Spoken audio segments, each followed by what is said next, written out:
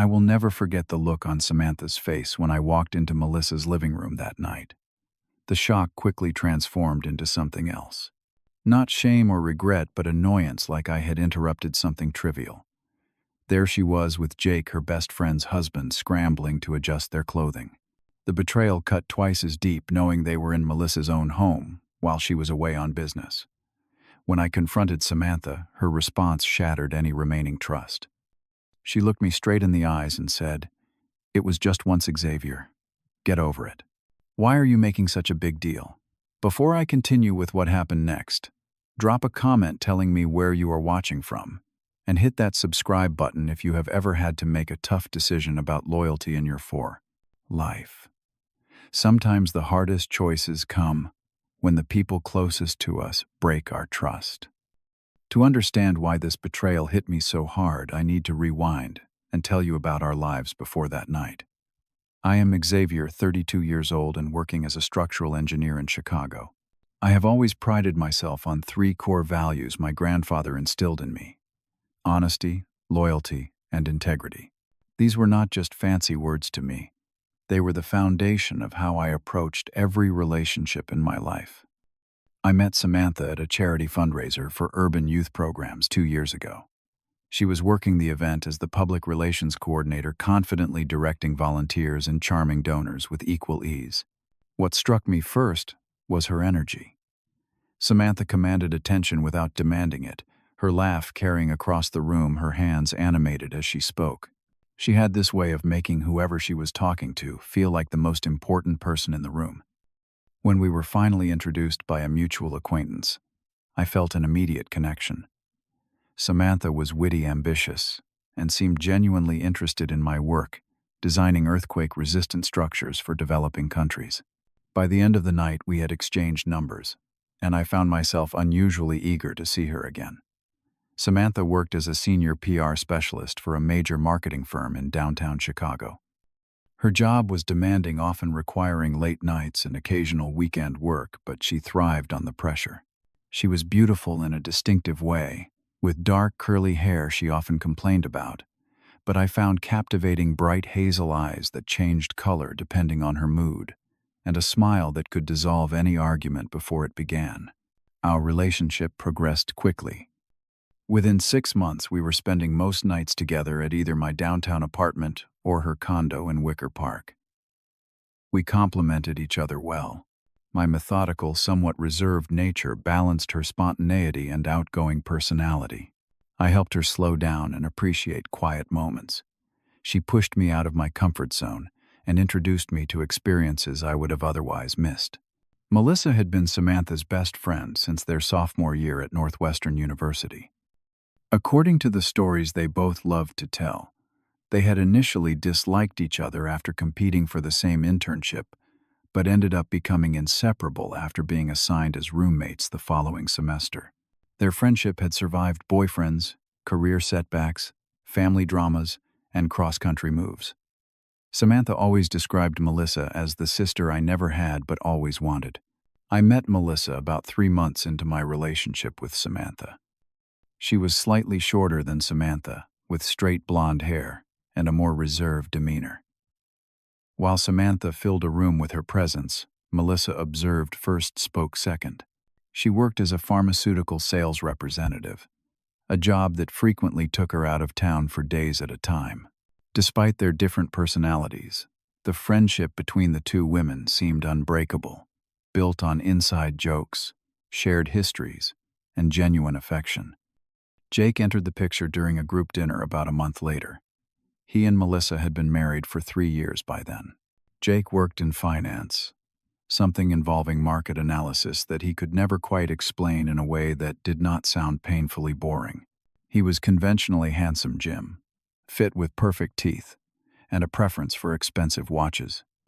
I always found him slightly too polished, like he was perpetually in a job interview, but he seemed to adore Melissa, and that was enough for me to appreciate him. The 4 of us began spending time together regularly. Weekend brunches, couples, game nights, and summer barbecues became routine. Samantha and I even joined Melissa and Jake on a week-long vacation to Costa Rica to celebrate their 3rd wedding anniversary. From the outside, Both relationships appeared solid and happy. The first signs of trouble emerged so gradually I almost missed them. About 8 months before the incident, Samantha began working more weekends than usual. She would cancel our plans last minute, citing urgent client demands. When she was home, she seemed distracted, constantly checking her phone and stepping away to take calls. If I asked about work, her answers became vague and dismissive. Physical intimacy between us decreased. Samantha would claim exhaustion or headaches more often than not. When we did connect physically, it felt mechanical, like she was going through motions, rather than being present with me. Emotional distance followed. Our conversations became superficial, focused on schedules and household matters rather than dreams and feelings. I noticed these changes but attributed them to work stress or possibly depression. I tried to be supportive, giving her space when she seemed to need it, planning special dates when she had free time. I convinced myself that all relationships go through phases, that this was temporary, that things would return to normal once her workload decreased. There were other signs I ignored. Samantha began dressing differently, paying more attention to her appearance even for casual outings. Her phone was suddenly always face down, and she changed her password, something she had never done before. She began mentioning Jake in conversations more frequently, usually casual references to business advice he had given her or articles he had recommended. Looking back, the evidence was there, but I trusted Samantha completely. The possibility of her betraying not only me but her best friend seemed so outlandish that I never seriously considered it. That blind trust made the discovery all the more devastating when it finally happened. The day everything changed started normally enough. I was reviewing structural plans at my office when my phone rang. It was Melissa calling from Boston, where she was attending a 3-day pharmaceutical conference. "Xavier, I hate to bother you, but I think there might be something wrong with my home alarm system," she said, sounding concerned. "I keep getting these weird notifications on my phone, and the security company called to verify if I was home, which obviously I am not. I would ask Jake to check, but he is stuck in an all-day meeting and cannot get away. Would you mind stopping by after work? I can give you the alarm code." I agreed without hesitation. Melissa and Jake lived in a brownstone in Lincoln Park, about 20 minutes from my office. I had been to their home dozens of times and knew the layout well. Melissa thanked me profusely, gave me the code, and mentioned that the spare key was hidden in a magnetic box behind the downspout on the east side of the house. I finished my work around 6:30 in the evening and drove directly to their home. The sun was just setting as I parked on the tree-lined street. Everything looked normal from the outside. No broken windows, no open doors. I retrieved the key, as instructed, and disabled the alarm system with the code Melissa had provided. As soon as I stepped inside, I sensed something was off. There were 2 wine glasses on the coffee table, one with a smear of lipstick. A woman's jacket I did not recognize was draped over one of the dining chairs. Soft music was playing from the living room speakers. "Hello," I called out, thinking perhaps Jake had come home early after all. "Jake, it is Xavier." Melissa asked me to check on the alarm. There was a sudden scrambling sound from the living room, followed by hushed, urgent whispers. I walked toward the noise, turned the corner, and froze. There on the couch were Samantha and Jake, hastily adjusting their clothing. An open bottle of wine sat on the table beside the glasses. Samantha's lipstick was smudged, her hair disheveled. Jake's shirt was unbuttoned. Time seemed to stop as the 3 of us stared at each other. Samantha spoke first, her voice unnaturally high. "Xavier, what are you doing here?" She stood quickly, smoothing her skirt. "Melissa asked me to check the alarm." I replied, my voice sounding distant and strange to my own ears. "She has been getting notifications. Now I understand why." Jake jumped up, grabbing his jacket. "Look, man, this is not what it looks like." I almost laughed at the cliché. "Really? Because it looks like you are having an affair with your wife's best friend in your own home." "I should go," Jake muttered, avoiding eye contact. He slipped past me and out the front door without another word, leaving Samantha to face me alone. For a moment, neither of us spoke. I felt oddly calm, as though I was watching the scene unfold from outside my body. Samantha shifted from embarrassment to defensiveness in the span of seconds. "You were not supposed to be here," she said, as if that were the real problem. Clearly, I replied. "How long has this been going on?" "It is not going on. This was just a mistake. A one-time thing. In Melissa's house, while she is away on business, that took planning, Samantha." She crossed her arms. "We had too much to drink. I came over to drop off some papers for Melissa, and things just happened." It was a moment of weakness. "Things do not just happen," I said, my voice rising. "You made choices. Multiple choices. You chose to come here. You chose to drink wine with your best friend's husband. You chose to betray both Melissa and me." "God, why are you being so dramatic?" Samantha snapped. "It was just once, Xavier. Get over it. Why are you making such a big deal?" Her dismissive tone knocked the wind out of me. This was the woman I had been considering, proposing to the woman I had pictured building a life with. And she could not even acknowledge the magnitude of her betrayal. "Just once," I repeated. Even if that were true, which I doubt, how is that supposed to make it better? Should Melissa just get over it too when she finds out? Panic flashed across Samantha's face. "You cannot tell Melissa. This would destroy her. You know how much her marriage means to her. I think you should have considered that before sleeping with her husband." We left Melissa's house shortly after making sure to reset the alarm and lock up. The drive back to Samantha's condo was silent. She attempted to speak several times, but I shut down each effort with a raised hand. I needed time to process, to think. When I dropped her off, I said, "Only I will call you tomorrow," before driving away. That night, I barely slept. My mind replayed the scene over and over each time, catching new details that intensified the betrayal.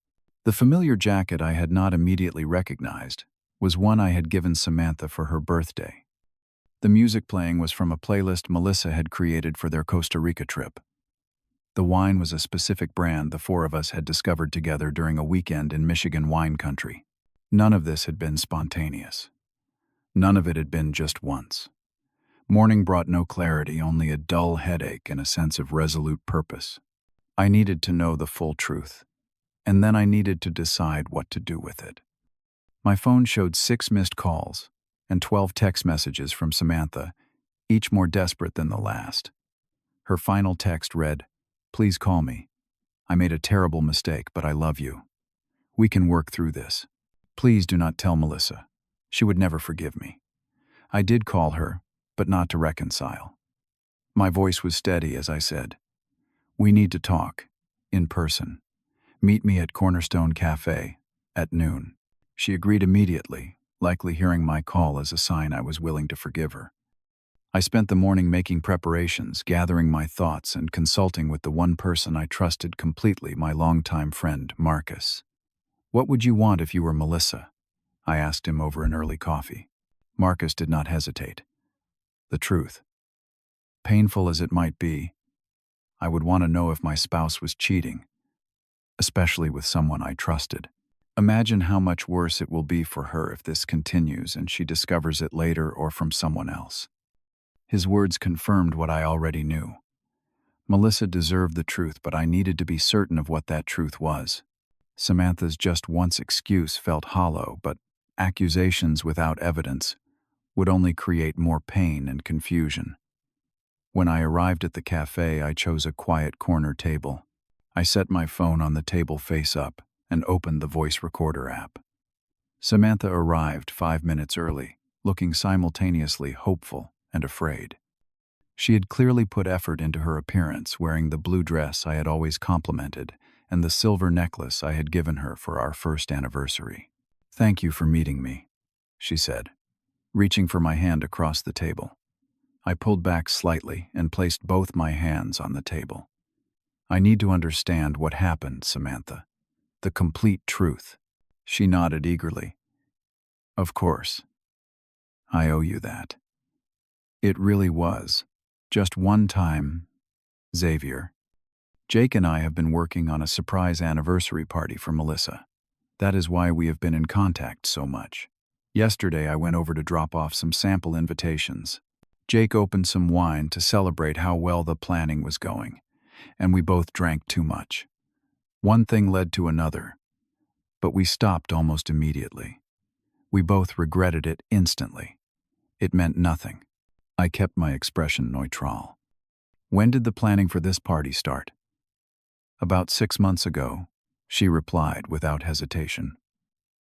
Melissa and Jake's 4th anniversary is next month. And how many times have you met alone with Jake to plan this party?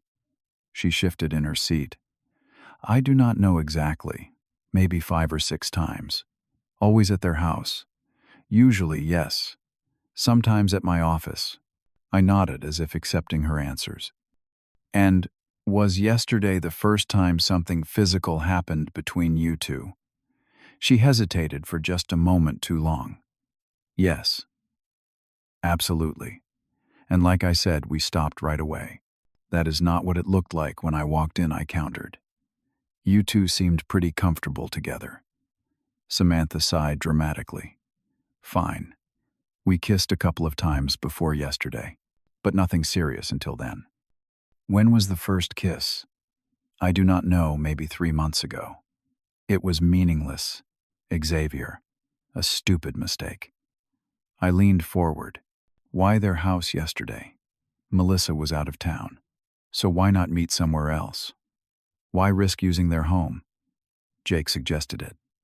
Samantha said quickly. He said all the party planning stuff was there, and it would be easier. Did you know Melissa asked me to check their alarm? No. Of course not. That was just terrible timing. When Melissa has been away on business before, have you and Jake met at their house? She began to look uncomfortable, maybe once or twice for the party planning. And did anything physical happen those times too? Samantha looked down at her hands. Xavier, what is the point of this interrogation? I made a mistake. A terrible, awful mistake. But I love you. This thing with Jake, it is nothing. Less than nothing.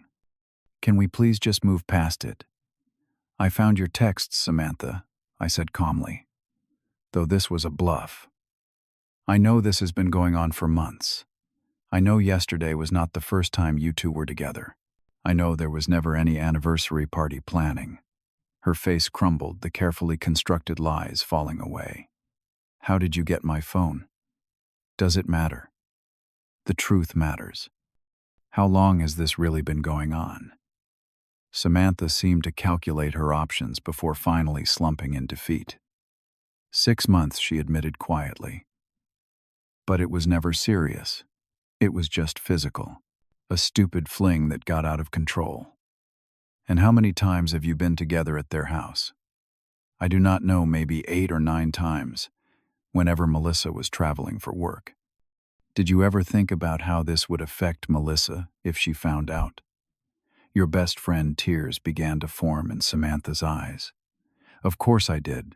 I feel terrible about it. That is why it has to stay between us.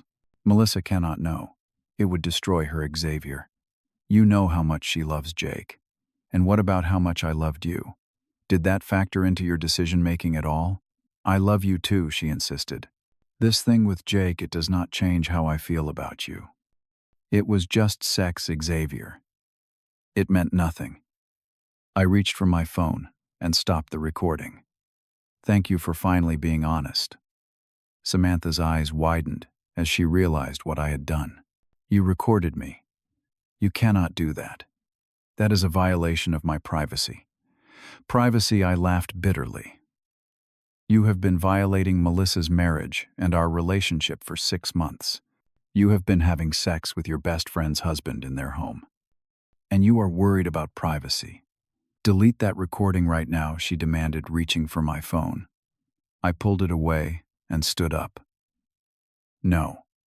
Melissa deserves to know the truth, and I am going to make sure she gets it. Not just your word against Jake's, but actual evidence. Samantha's face transformed from pleading to threatening in an instant. If you tell Melissa, I will make you regret it. I will tell everyone you were abusive. I will ruin your reputation. I looked at this woman I thought I had known so well and felt nothing but pity. Go ahead. I would rather face false accusations than live with the knowledge I helped cover up your betrayal. Goodbye, Samantha. As I walked away, she called after me, her voice carrying across the cafe. This is not over, Xavier. You are going to be sorry I did not look back. Melissa returned from her Boston trip 3 days later. I had spent those days considering the best approach, avoiding Samantha's increasingly desperate and then angry messages and preparing myself for a conversation I never wanted to have. Finally, I texted Melissa, need to speak with you about something important. Can we meet tomorrow? Just the two of us. We agreed to meet at a quiet coffee shop in a neighborhood far from where either of us lived, reducing the chances of running into anyone we knew. When Melissa arrived, she looked concerned, but relaxed, completely unaware that her life was about to change forever. Is everything okay, Xavier? She asked after ordering her drink. Your text sounded serious. I took a deep breath. Melissa, there is no easy way to say this, so I am going to be direct. When I checked on your house alarm the other day, I found Samantha there with Jake. They were together romantically. Melissa stared at me, her expression frozen in polite attention, as if waiting for the punchline to a joke. When none came, she shook her head slightly. That does not make any sense. Samantha is my best friend, and she is with you. I know how it sounds, I said gently. I did not want to believe it either. There must be some misunderstanding. Melissa insisted, though uncertainty had begun to creep into her voice. Maybe they were planning something for me. A surprise. That was the explanation Samantha gave me too, I admitted. But it was not true. I showed her the recording from the cafe, watching her face as she listened to Samantha confess to the 6-month affair, the multiple encounters in Melissa's own home, the calculated deception. Tears began streaming down Melissa's face, but she listened to the entire recording without interruption. When it finished, she sat in silence for several long moments, staring into her untouched coffee. I suspected something, she finally said, her voice barely audible. Jake has been different, distant, checking his phone constantly, working late. I found a receipt for a restaurant we never went to together, but I never thought Samantha would. She could not finish the sentence, her voice breaking on her friend's name. I am so sorry, Melissa. I debated whether to tell you, but I felt you deserved to know the truth. She nodded, wiping tears with a napkin. You did the right thing. It would have been easier to say nothing, to break up with Samantha quietly and leave me in the dark. Thank you for having the courage to tell me. What will you do now? I asked. Melissa straightened her shoulders, a flash of determination cutting through her pain. First, I am going to change the locks on my house. Then, I am going to call a lawyer. After that, I am going to confront both of them separately. I need to hear Jake admit it to my face. We sat together for another hour, sometimes talking, sometimes sitting in companionable silence. Before we parted, Melissa hugged me tightly. We are both going to get through this, she said with surprising firmness. It is going to be awful for a while, but we will survive it. I believed her. The following weeks were chaotic, as expected. Samantha escalated from pleading to threatening to begging in an erratic cycle. She showed up at my apartment in tears, called my workplace, and even contacted my parents. When none of those tactics worked, she began spreading stories among our mutual friends, claiming I had been controlling and jealous, that I had misconstrued an innocent situation. Jake, meanwhile, attempted to save his marriage by blaming everything on Samantha. According to him, she had pursued him relentlessly, manipulated him, threatened to tell Melissa lies if he did not comply with her demands. Melissa saw through his attempts to avoid responsibility and filed for divorce. Our friend group fractured along predictable lines. Some believed Samantha's version of events. Others sided with Melissa and me. A few tried to remain neutral, suggesting that everyone makes mistakes and these things are usually complicated. The hardest moments came late at night when doubts would creep in. Had I done the right thing? Would Melissa have been happier not knowing? Should I have confronted Jake man to man instead of gathering evidence? Each time I returned to the same conclusion. Truth, however, painful was better than comfortable. Deception. 2 months after the revelation, Samantha appeared at my door one night, clearly intoxicated. "Are you happy now?" She slurred, pushing past me into the apartment. "You have ruined everything. My best friendship, my relationship, my reputation. All because you could not just forgive one mistake." "It was not one mistake," I said calmly, keeping my distance. "It was a deliberate choice you made repeatedly for 6 months. And I did not ruin anything, Samantha. You and Jake did that yourselves through your own actions." She collapsed onto my couch, suddenly looking defeated. "I never meant to hurt anyone. But you did. Deeply. And you showed no remorse until you were caught. I loved you, Xavier. I still do. We could have worked through this." I shook my head. "No, we could not have. Because I would never be able to trust you again. And because you were willing to continue betraying Melissa, who loved you like a sister." After ensuring Samantha got safely into a taxi, I realized something important. I was going to be okay. The sharp pain of betrayal had begun to dull. I could envision a future beyond this mess, one where trust and integrity still mattered. That realization became the turning point in my recovery. 6 months after discovering the affair, I accepted a job offer in Denver, a position with more responsibility and a chance to work on innovative, sustainable building projects. The move represented not an escape, but a fresh start built on my own terms. Before leaving Chicago, I met with Melissa one last time. Her divorce was nearly finalized, and she had thrown herself into her work with renewed focus, earning a promotion in the process. The pain was still visible in her eyes, but so was a new strength. "I never thanked you properly," she said as we shared lunch at our favorite diner. "Most people would have kept quiet to avoid the drama. I could not live with myself if I admitted. But I worried I was making the situation worse by exposing it." "For a while it was worse," Melissa acknowledged. "But only in the way that cleaning an infected wound is worse than leaving it covered. Painful but necessary for healing. We promised to stay in touch, and unlike many such promises, we kept this one." Monthly video calls evolved into a genuine friendship independent of our previous connections. As for Samantha, I heard through mutual acquaintances that she had moved to New York after losing several PR clients in Chicago. Jake had also suffered professional consequences when rumors of the affair reached his workplace. His reputation for sound judgment apparently had been damaged by his personal decisions. In Denver, I gradually rebuilt my social circle, focusing on connections with people who valued honesty and integrity. I joined a hiking group, volunteered with a sustainable building nonprofit, and eventually met Rachel, an environmental lawyer, whose straightforward nature and ethical principles resonated with my own. When I finally told Rachel about my past, she listened without judgment. "That must have been incredibly difficult," she said simply. "But you made the choice that honored your values, even when it would have been easier not to." 1 year to the day after discovering the affair, I received a short email from Melissa.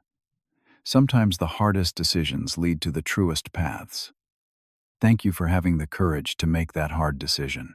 I am happier now than I could have imagined last year." Reading those words, I realized the most important lesson from the entire ordeal: truth, however painful in the moment, provides the only solid foundation for healing and growth.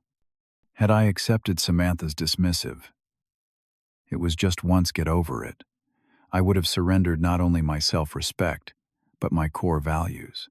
Have you ever had to make a difficult choice between keeping quiet or revealing a painful truth? Share your experiences in the comments below. If this story resonated with you, please hit the like button and subscribe for more stories about maintaining integrity in relationships. Do not forget to share this video with someone who might be struggling with a similar situation. Remember, sometimes the hardest decisions to make are the ones that ultimately set us free. Thank you for listening to my story, and I wish you the courage to always choose truth even when it hurts.